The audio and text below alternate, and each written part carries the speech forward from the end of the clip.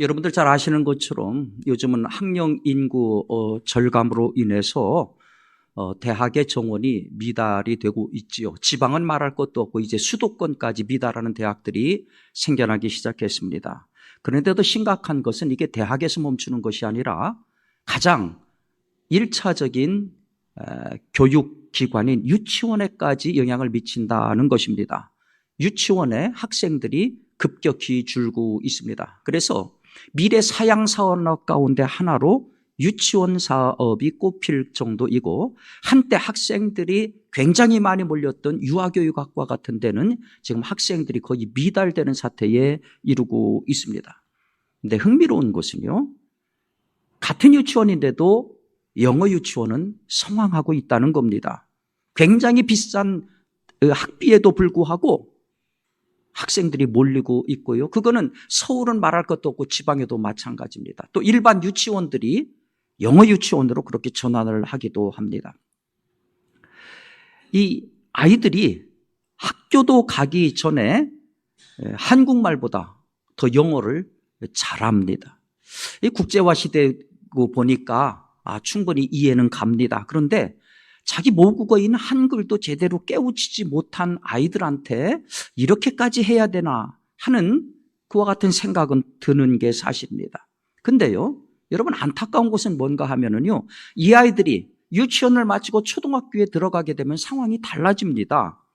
여러분 우리나라 초등학교 3학년과 4학년의 교육과정을 보면은요, 240여 개의 권장하는 영어 단어만 교육하게 되어 있습니다.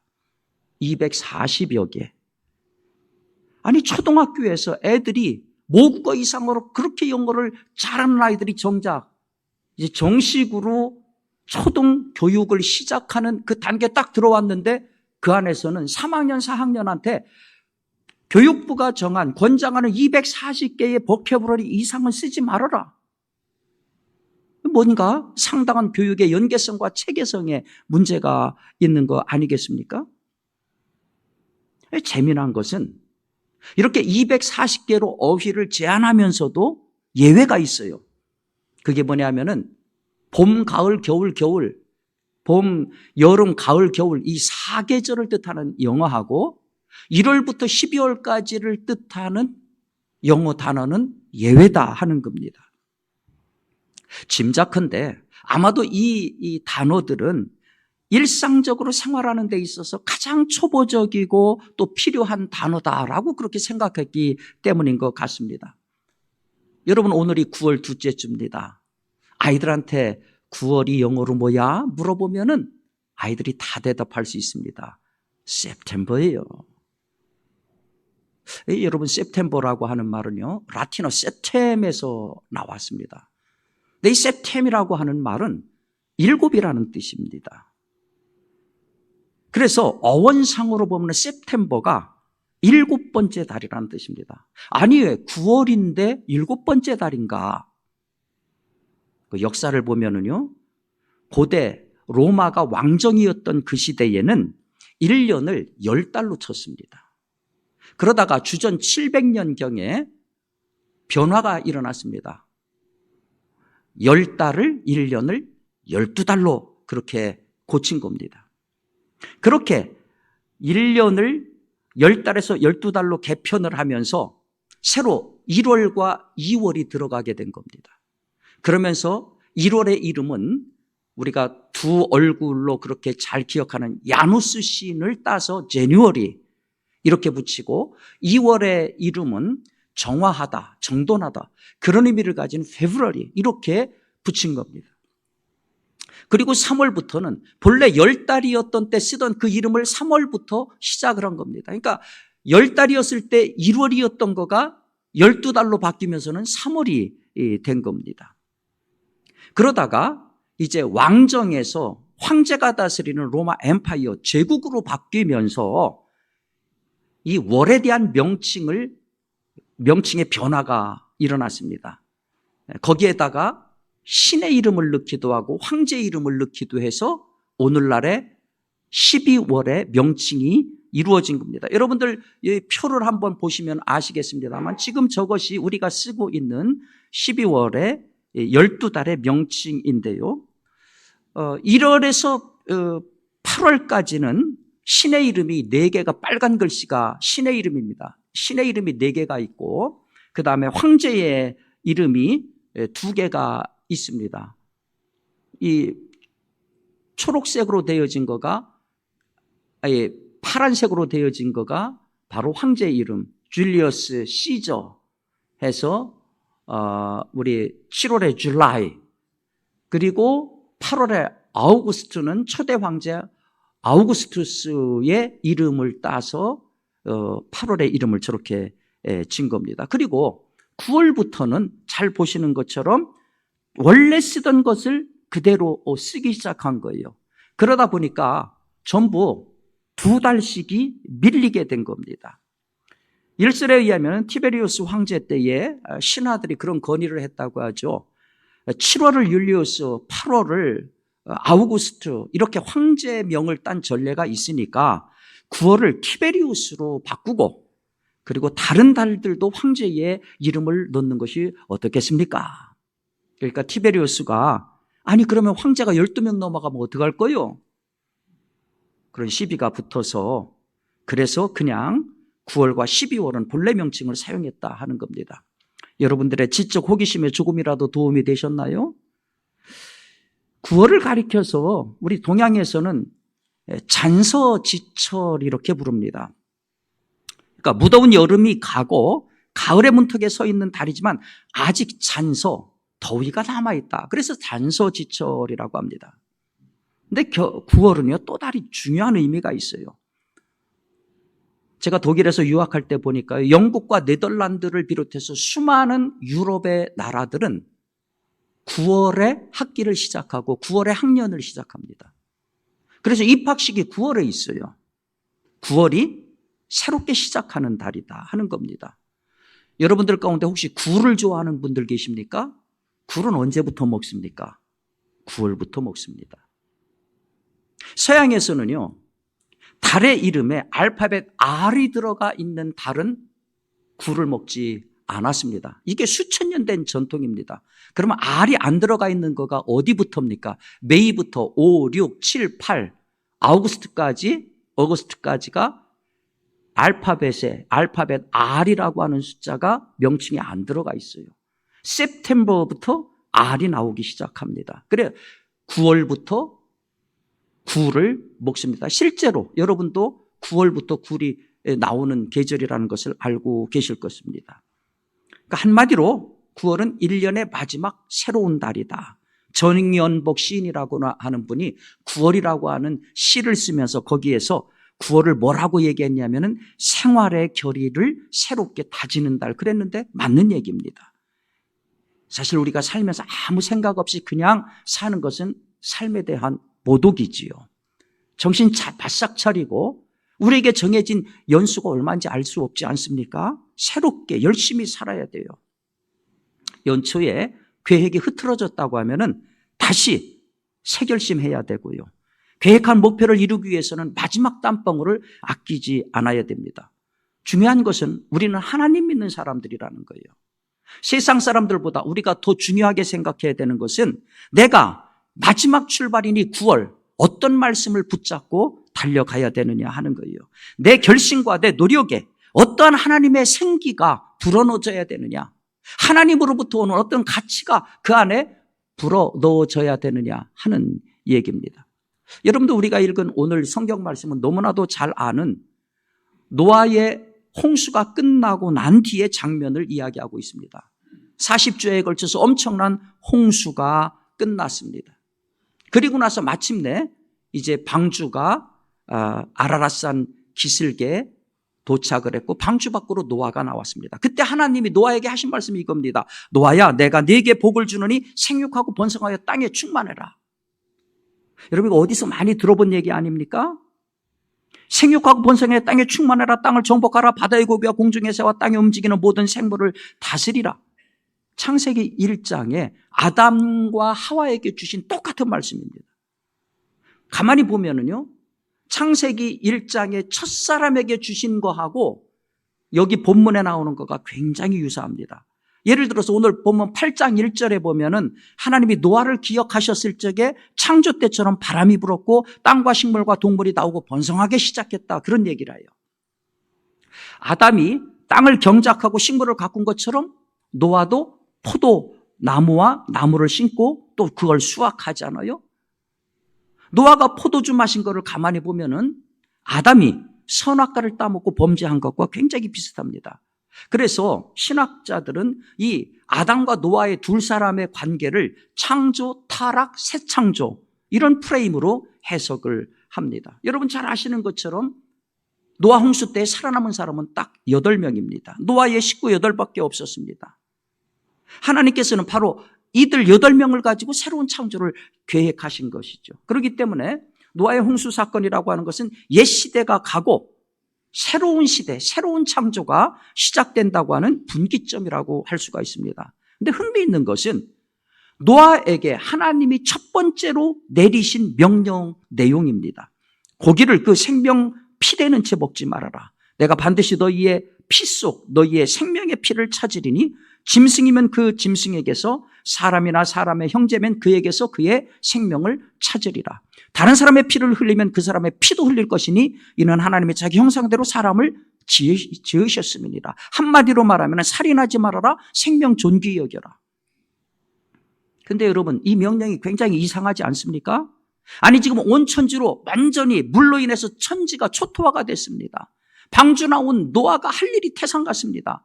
방주를 지을 적에 하나님은 놀랍게도 방주에 대해서 세세하게 높이며 길이며 넓이며 구조에 대해서 재료에 대해서 역청에 대해서 세세하게 지시를 하셨습니다. 당연히 홍수 이후에 살 집도 필요하고 농사도 지을 일도 필요하고 할 일이 태산 같습니다. 그런데 첫 번째 주시는 명령이 살인하지 말아라. 더구나 지금 생각해 보시면 지상에 몇 명이 있습니까? 8명밖에 없습니다. 물론 카인이 자기 동생을 죽인 아벨 죽인 그런 예도 있습니다만은 그들이 얼마나 경각심을 가졌겠습니까? 세상에 우리밖에 없구나. 이런 상황에서 서로 간에 살인을 합니까? 있을 수가 없는 일이지요. 아마도 불신자들이 이와 같은 하나님의 명령을 봤을 때 굉장히 조롱했을 것 같아요. 굉장히 비논리적인 명령이다 이렇게 얘기했을 것 같아요. 여러분도 그렇게 생각하시나요? 하나님의 명령이 정말 비논리적이라고 생각하시나요? 왜 하나님이 이와 같이 홍수 이후에 첫 명령을 이런 명령을 내리셨을까요? 이 문제를 풀려면은요 단서가 창세기 6장 6절을 보면은 알아요. 땅 위에 사람 지으셨음을 하나님이 한탄하사 마음에 근심하셨다. 자, 하나님이 첫사람을 딱 창조해 놓으니까 하나님 배신했습니다. 죽을 짓 했습니다. 그 아들은 무슨 일을 했습니까? 형제를 죽였습니다. 그 이후에 인간의 세계는 무슨 일들이 벌어졌습니까? 미움과 다툼과 살인의 세계로 변하고 말았습니다. 성경은 이런 것을 보고 하나님이 근심했다. 옛날 성경에는 하나님이 후회했다고 적었습니다. 그래서 내린 결정이 뭡니까? 당신께서 첫 번째 만든 작품을 다 쓸어버리는 겁니다. 하나님 스스로 없애버리는 거였습니다. 그리고 새 창조를 하나님께서 계획하셨는데 그 새 창조가 누구냐? 노아를 통해서라고 하는 거죠. 그렇다고 하면 이 중대한 시점에 가장 먼저 생각나는 게 뭐겠습니까? 여러분 같으면은 어떤 새로운 일을 시작하셨을 적에 가장 먼저 무슨 결심을 하시겠습니까? 이전 일을 할 때에 가슴에 남아있는 일, 후회스러웠던 일, 그것 떠올리면서 두 번 다시 내가 그와 같은 일을 반복하지 않을 것이다. 인간들도 똑같이 그렇게 하지 않습니까? 하나님도 마찬가지예요. 두 번째 창조 시작하시면서 하나님 첫 번째 명령, 그게 뭡니까? 하나님이 가장 근심했던 겁니다. 가슴에 걸렸던 겁니다. 유일하게 자기 형상으로 사람 지었는데 그 사람이 다른 사람을 죽이는 거예요. 하나님이 그게 가장 가슴에 걸렸어요. 하나님 형상으로 지음받은 인간이 다른 사람을 처참하게 살해했다? 하나님 입장에서는요, 그게 당신을 죽인 거예요. 그래서 6절을 보면 다른 사람의 피 흘리면 그 사람의 피도 흘릴 것이다. 그런 다음에 무슨 말씀이 나옵니까? 이는 하나님이 자기 형상대로 사람을 지으셨습니다. 이 구절이 거기 왜 붙어 있습니까? 다시 말해서 이것은 하나님의 입장이라는 거예요. 살인이 뭐냐? 하나님을 죽이는 거다. 하나님은 그렇게 본다는 거예요. 이마고 데이, 내 형상으로 지은 그 소중한 그 작품을 똑같은 다른 작품이 죽이는 것을 하나님은 나를 죽이는 거다, 그렇게 봤다는 거예요. 그래서 노아에게 하신 말씀, 근데 이것은 노아뿐만이 아니라 그의 모든 후손인 인류에게 하신 말씀이죠. 살인하지 말아라, 무고한 피를 흘리지 말아라, 생명을 존중해라, 사람을 사랑해라. 그런 그 성현군자 같은 현실과 동떨어진 얘기 하지 마십시오. 우리가 살려면은 이거 어쩔 수 없습니다. 이런 일들이 비일비재하죠. 예를 들어서 러시아가 우크라이나 침공했는데 3일 전에 2022년 2월 21일입니다. 푸틴이 TV에 나와서 자신이 왜 우크라이나를 침공할 수밖에 없었는가 논리를 쫙 설명했습니다. 핵심이 뭔지 아십니까? 나토가 우리들의 목구멍에 칼을 들이댄다. 나토가 우리들의 목구멍에 칼을 들이댄다. 즉 국경을 막된 우크라이나가 나토에 가입하게 되면은 러시아는 나토하고 국경을 맞대게 된다 하는 거예요. 그것을 자기들의 생존이 위협받는다, 이렇게 본 겁니다. 아니, 이상하지 않아요, 여러분? 여전히 러시아는 세계 강대국입니다. 그런 러시아가 유럽하고 친화적으로 살면 안 됩니까? 이게 무슨 문제가 됩니까? 이 푸틴의 발상은 뭡니까? 자유민주 진영을 적으로 돌리려고 하는 그 발상 때문에 이런 얘기가 나온 거고 이런 침공이 나타난 거 아니겠습니까? 여러분, 지구상에 나타나고 있는 수많은 분쟁들을 보세요. 전부 다 먹고 사는 생존의 문제하고 관련되어 있습니다. 당사자들은 그럴 수밖에 없다라고 불가피성을 역설을 합니다. 그러면 정말 이 지구상에는 먹을 것이 그렇게 부족한가요? 아니에요. 전문가들 얘기에 의하면 지금 미국에서 버려지는 음식을 가지고 아프리카 전체 사람을 먹여 살리고도 남는다고 그래요. 미국 인구가 설사 1,5배 증가하다 하더라도 미국에게 주어진 자연 환경은요, 충분히 견뎌낼 수 있다고 합니다. 우리나라도 마찬가지예요. 남한에서 버려지는 음식 가지면 북한 인구를 다 먹여 살 수 있다는 거예요. 하나님께서 처음 창조하셨을 때, 그리고 노아를 통한 두 번째 창조하셨을 적에도요, 공통점이 뭐냐면 먹고 살 것을 다 공급하겠다고 약속을 하셨어요. 1절 3절 나오잖아요. 먹고 살 충분한 환경을 다 제공하겠다. 그 다음 하나님의 간곡한 부탁이 뭡니까? 그러니 제발 싸우지 말아라, 피 흘리지 말아라, 살인하지 말아라, 제발 좀 미워하지 말고 사랑하면서 살아라. 여러분, 이 명령 가장 잘 지키는 게 누군지 압니까? 동물들이에요. 동물들은요, 먹이사슬로 묶여 있어서 생존을 위해서는 서로가 서로를 죽입니다. 근데 이거는 하나님이 그렇게 만든 창조 섭리예요. 중요한 것은요, 동물들은 굶어 죽을 지경이 아니면은 살생을 하지 않습니다. 내일 먹을 것을 위해서 냉장고에다가 쟁여놓지 않아요. 더 놀라운 점은 같은 종끼리는 절대 죽이지 않습니다. 오로지 인간만이 여전히 이 하나님의 명령을 어기고 있는 거예요. 여러분, 1차 세계대전의 사상자, 죽은 사람하고 부상당한 사람의 숫자가 3천만 명 이상입니다. 그런데 2차 세계대전은 죽은 사람의 숫자만 7천만 명이 넘습니다. 우리 남한, 북한 인구 다 합한 것보다 더 많은 사람들이 한 번의 전쟁에서 죽어나갔습니다. 그러면은 그 비극의 역사를 보면서 사람들은 뉘우치면서 반성하면서 달라졌을까요? 표면적으로는 그래요. 유엔도 만들었고요, 국제재판소도 만들었습니다. 그러나 내면을 들여다보면은요, 달라진 게 아무것도 없잖아요. 사람이 사람을 죽이고 인권을 경시하는 풍조는 나아진 게 하나도 없습니다. 얼마 전에 북한의 김정은이가 충남 계룡대 부근을 타깃으로 짚으면서 작전 지시하는 장면이 TV에 방영된 적이 있습니다. 또 해군 동해 함대를 방문해서 해군 함정에 전술 핵 배치해야 된다, 그러면서 전쟁 준비 완성해라, 그런 지시 내리는 장면이 방송된 적이 있습니다. 그리고 지난 8일이지요. 북한에서는 수중에서 핵공격이 가능한 첫 번째 전술 핵공격 잠수함이 건조됐다라고 발표를 했습니다. 여러분, 일국의 지도자라고 하는 사람이요, 24시간 머리 싸매고 뭘 연구하느냐 하면은요, 같은 동포를 어떻게 하면 죽일까? 이게 얼마나 한심하고 얼마나 저질스럽고 얼마나 괘씸한 일입니까? 자기 동포들은 죽어나가는, 수백만의 사람이 죽어나가는데도 불구하고 남한의 적파를 위해서 미사일을 펑펑 쏴대고 있어요. 우리는 그런 전쟁 미치광이를 머리 위에 안고 살아가고 있습니다. 당연히 증오하죠. 이 땅에 다시는 전쟁이 일어나면 안 되죠. 다 이 부분에 있어서 한 목소리입니다. 그러면서 생명이 얼마나 소중한데 그렇게 얘기해요. 그러면 시각을 우리한테로 돌려서 우리를 보면 어떻습니까? 우리 사회가 어떻게 돌아가르치는지는 잘 아시잖아요. 묻지마 사진, 묻지마 폭행, 유아, 유기 사건, 아주 암울한 사회 현상들이 우리 안에도 끊임없이 나타나고 있습니다.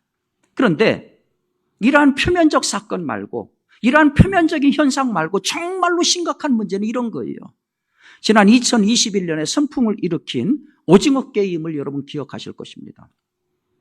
빚에 몰리는 수백 명의 사람들이 456억 원의 상금이 걸린 서바이벌 게임에 뛰어드는 거죠. 그것이 살 길이다. 그걸 통해서 새 출발하겠다 하는 거예요. 근데 그 게임의 성격이 뭐냐? 승자 독식입니다. 1등만 살아남습니다. 제외한 모든 탈락자는 전부 죽게 돼 있습니다. 이 드라마는 엄청난 반향을 불러일으켰습니다. 골든글로브상, 에미상 휩쓸었습니다. 전 세계에 한국 드라마의 우수성을 보여주었습니다. 그런데 동시에 이 드라마는 한국 사회의 치부를 그대로 드러내 주었습니다. 자본주의는 생리상 능력주의죠. 능력 있으면 대우받고 능력 없으면 차별받습니다.